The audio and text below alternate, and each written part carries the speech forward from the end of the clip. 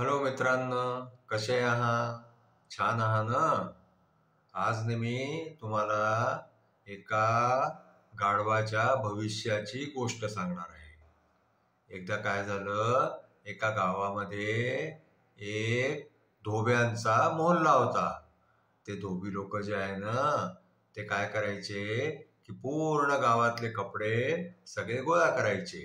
आणखीन ते धुवून जे आहे ते प्रेस करून परत सगळ्यांकडे पोचवायचे. त्या सगळ्या धोब्यांकडे एक एक दोन दोन गाढवं होते. ते गाढवांच्या पाठीवरती कपडे ठेवायचे. आणखीन त्या गाढवांना घेऊन नदीवरती जायचे. मग नदीवरती जाऊन कपडे धुवून वगैरे आणखीन ते कपडे तिथे वाळवून आणखीन संध्याकाळी परत त्या गाढवांच्या पाठीवरती ते कपडे ठेवून आणखीन वापस घरी आणायचे. आणि मग ते रात्री प्रेस करून दुसऱ्या दिवशी लोकांकडे पोचवायचे. आता त्या धोब्यांमध्ये एक धोबी जो होता ना, तो खूपच रागीट होता. तो काय करायचा की तो आपल्या गाढवाला जे आहे ना, ते खूप मारायचा. त्या गाढवाला खूप शिव्या द्यायचा. आणखीन काय करायचा की त्या गाढवाकडून खूप काम करवायचा. खूप सारे कपडे त्याच्या पाठीवर लादायचा आणि त्याला दिवसातून दोनदा नदीवरती घेऊन जायचा. असं करता करता तो गाढव जो आहे ना, तो खूपच कंटाळला की आपला मालक जो आहे तो खूपच वाईट आहे. तो आपल्या बरोबर काय काय करतो, आपल्याला मारतो, आपल्याकडून खूप काम करवतो, खूप मेहनत करवतो, पण तरी पण तो गाढव जो आहे ना, तो तिथेच राहायचा. मग एक दिवस काय झालं की शेजारच्या घरातल्या गाढवानी त्याला विचारलं की का रे बाबा, तू आपल्या मालकाचे इतके अत्याचार का सहन करतो? असं काय आहे? तुझा मालक तुला नीट खायलाही देत नाही, तुला खूप मारतो, तुझ्याकडून खूप काम करवतो, पण मग तू इथं पळून का नाही जात? तर तो दुसरा गाढव काय म्हणाला माहितीये का? तो म्हणायला लागला, अरे बाबा, माझं भविष्य खूप चांगलं आहे.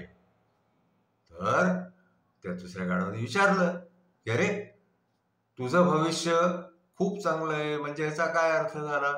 तुझा मालक तुला मारतो, काम करवतो, तुझ्यावरती अत्याचार करतो, पण तू आपलं जे आहे तर भविष्याचा विचार करतोय इथे बसल्या बसल्या. अरे दुसऱ्या ठिकाणी जा, तिथेही चांगलं भविष्य मिळेल तुला.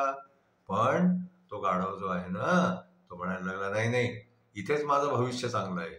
तर त्या दुसऱ्या गाढवाला काही कळेल ना की इथे याचं काय भविष्य चांगलं आहे. तर त्यांनी त्या गाढवाला परत परत विचारलं. तर मग शेवटी त्या गाढवाने काय सांगितलं माहितीये का? तुला माहितीये का, तो माझ्यावरती इतकं सगळं अत्याचार करतो, पण तो आपल्या मुलीला सारखा सारखा म्हणतो की तू जर अभ्यास नाही केला, तू जर काम नाही शिकली, तर मी तुझं लग्न गाढवाशी करून देईन. आता काय हे की तो रोज आपल्या मुलीला असं म्हणतो. तर मी आपलं जे आहे सगळा अत्याचार सहन करून आणखीन त्या दिवसाची वाट पाहतोय की ज्या दिवशी तो धोबी जे आहे आपल्या मुलीचं लग्न माझ्याशी लावून दिले, आणखीन मला जावई बनवेले, आणि मग मी जावई झाल्यावरती त्याचा जे आहे ते खूप आरामात राहीने, मस्तपैकी खाईने, आराम करीने, आणखीन काम वाम काही करावं नाही लागणार मला, कारण मी जावई झाल्यानंतर तो माझ्याकडून थोडीच काम करवणार आहे. तर म्हणून माझं भविष्य जे आहे ना, ते खूपच उज्ज्वल आहे या घरामध्ये. म्हणून मी जे आहे ते त्याचे सगळे अत्याचार सहन करून आणखीन मी इथे राहतोय. तर मी आपल्या भविष्याकडे पाहतोय. माझं वर्तमान खराब असलं तरी माझं भविष्य छानच निघणार आहे. आता तो दुसरा गाढव जे आहे ना, तो हे ऐकून आणखीन तो विचार करायला लागला की अरे यार, आपला मालक तर असं काही म्हणतच नाही. आता ठीक आहे, ह्याचा मालक ह्याच्या मुलीचं लग्न ज्या दिवशी आपल्या या गाढवाबरोबर करेल त्या दिवशी मग आपणही आपल्या मालकाला म्हणूया की पहा, काही जमत असलं तर.